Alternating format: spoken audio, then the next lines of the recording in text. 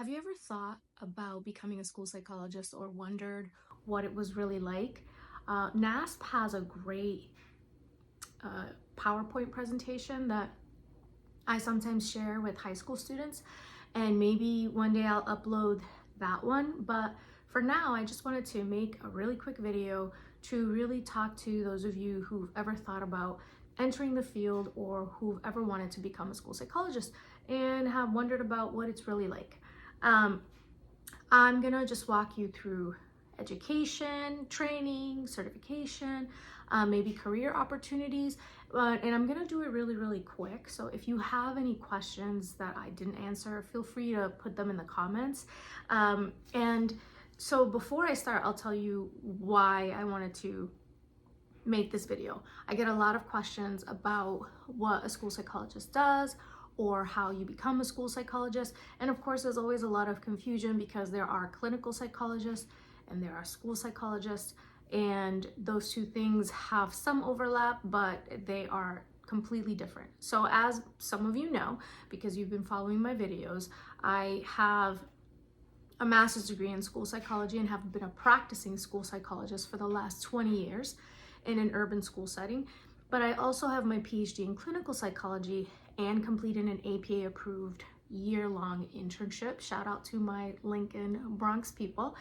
And am currently getting licensure hours. It's been a long and tedious process, partly because I didn't want to stop working full-time, but that makes me uniquely qualified to talk about both what it's like to be a school psychologist through that particular program and training, and what it's like to be a clinical psychologist through that program and training. Okay, so to start, what does a school psychologist do? And this actually is a really complicated question because it varies according to where you are, what part of the country you're in, what your state laws and regulations require. So a lot of my responses will be appropriate to what school psychologists in Massachusetts do, because that's where I've been practicing. And even in the state of Massachusetts, it really varies, because if you are in a large urban setting like I am, for example, you may have more of a test and place model where most of what you do is evaluate children, write reports, and present those findings at IEP meetings. And you do that fairly quickly and over again. And of course, the role also has built in some opportunities for consultation and collaboration with teachers and student study teams, and so on and so forth. In other urban settings here, especially Boston, they've adopted a more holistic practitioner model where, as a school psychologist, you also do counseling, therapy, run groups.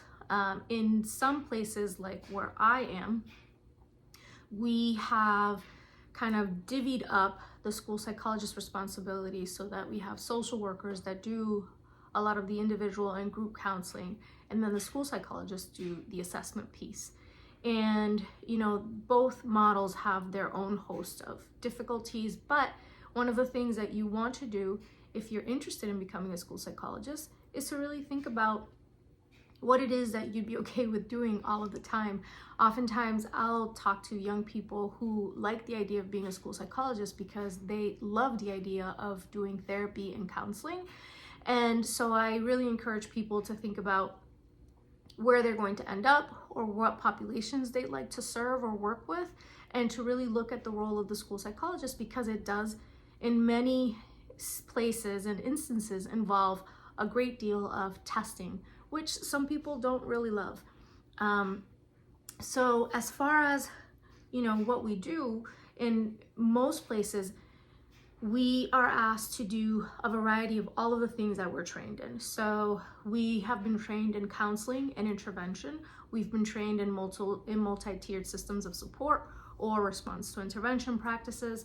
We've been trained to understand assessment, testing, norm reference assessments, criterion reference assessments, and we've also been trained to work on the group level in terms of the school as a community on positive behavioral intervention systems, as well as crisis intervention and behavioral support. So all of our training includes that. What parts of our training we use once we start working really depends on the district that you go to. So usually school psychologists work in public schools, and or private schools. I don't usually hear of school psychologists working in private settings or like clinics or hospitals unless they are working as maybe a psychometrician under a licensed clinical psychologist, where they do some of the testing and then the licensed psychologist will do a lot of the interpretation or write the final report. Most of the time, school psychologists work in schools. That's what the license is for. In the state of Massachusetts, you can also get a licensed educational psychologist license, which allows you to work independently in private practice, but you do not have third-party billing or vendorship rights, so you cannot bill insurance. It's usually out of pocket. A lot of school psychologists also engage in contracting work, and there has been a movement recently for a lot of people who don't want to work in the public school setting to actually work with contract companies who will contract. One of the things that you should know about the field is that there is a huge shortage. So there's a lot of job security if you want to do this job, but it does involve oftentimes long hours, and you're alone in the setting, in the school that you're in, with working with people that don't always understand all of the facets of what you do. So it can be a little bit difficult, and you are required. I think it works best if you have a lot of skills in collaboration and working well with other people and as part of a team. So as far as education requirements for school psychology, you need a bachelor's degree. Now, you can have this bachelor's degree in, I think, anything. I double majored in psychology and Spanish, because even though I spoke Spanish as a child and as my first language, I really felt that I wanted the opportunity to learn Spanish more deeply and learn Spanish literature and understand or broaden my vocabulary in that sense. And I also majored in psychology. I always really had this idea that I wanted to help people. I didn't necessarily know how I was going to do that. And as an AmeriCorps volunteer, I had the opportunity to work in a school, which is my happy place. I love being in schools. I love anything that involves teaching. And I met this lady who was a school psychologist, and I was 20 years old at that point. So you do need to have a bachelor's degree and do those 4 years. And then you also need 3 additional years, which is usually referred to as a master's degree plus a specialist degree, or here a certificate of advanced graduate study. So, and usually each program divvies that up differently. In some programs, you need to do a practicum your first year and your second year, and then a full-time internship your third year, where you're in schools every day, 5 days a week, full-time. You can also get a Ph.D. in school psychology, and usually the doctoral programs are, I know people who have doctorates in school psychology, and some of those people are really mostly interested in research or in university teaching. So usually the course topics are on assessment, counseling, special education law, ethics, and behavior management. And the behavior management courses were very, very useful for me because they really helped me in consulting with new teachers or younger teachers. And it's not really part of teacher training. So a lot of really good teachers learn behavior management on the go through a trial and error process. I really appreciated having that coursework because it allowed me to bring that knowledge into consultation and collaboration and to see it work in real time or not work and have to get tweaked. So I appreciated that part of my coursework.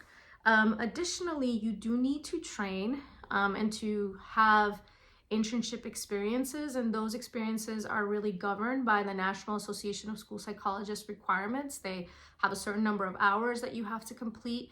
They're also governed by your particular school's program. And so when you are an intern, you can't do more than a certain number of assessments or carry a certain number of clients in your caseload.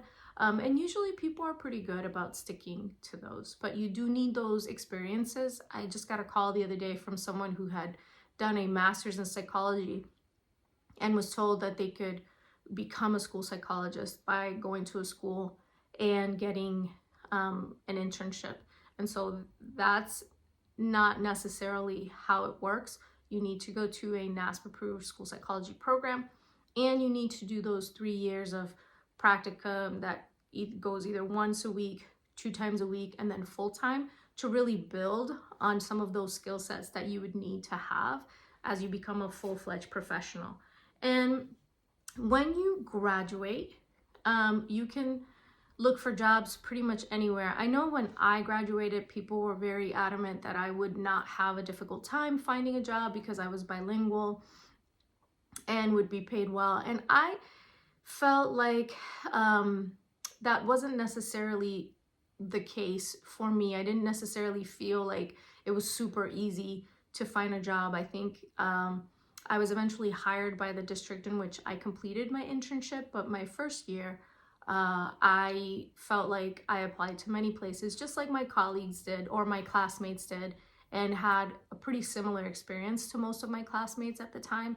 And this was a long time ago. This is probably about 2005. So now I think the field is a little bit different. A lot of my classmates have left the field. A lot of people in the field have left the field, and there are not a lot of people entering the field. And because of that, there's a huge shortage that keeps widening and increasing. And so now it's a little bit different when you're out looking for a position, because most places are being forced to look at these contract management companies to get their school psychologists so that their testing can happen and they can be in compliance with federal laws governing special education. So, I think that as far as salary expectations, again, that depends on which part of the country you're in. It can be as low as 60,000 and then as high as 100,000, depending on where you are and also how much experience you have. You can stay in the schools like I've done, but I've also had a private practice. I've also done university teaching, and I've also engaged in research.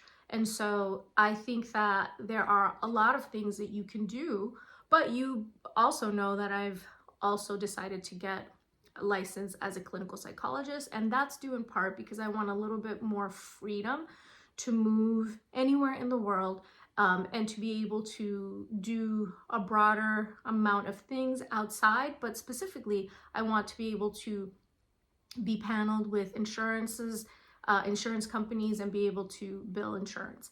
And so I think that this particular field is a very trying field. It can be a very difficult field, but I think it's also very rewarding because it's so broad. You can make it your own in many cases, as long as you're doing some of the very specific things that you need to do, like do the assessments in a timely fashion and provide written reports and report out to teams. I think that there can be some leeway in being able to affect some nice change. One of the best things that I like about being a school psychologist is that you get to engage with kids one-on-one.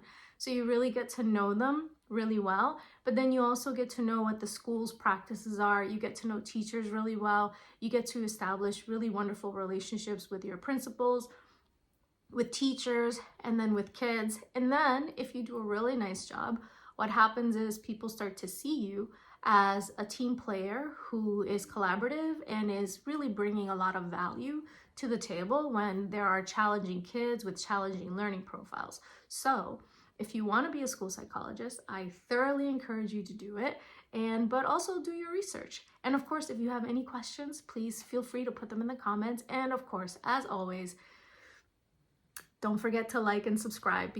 Thanks, guys. See you next time.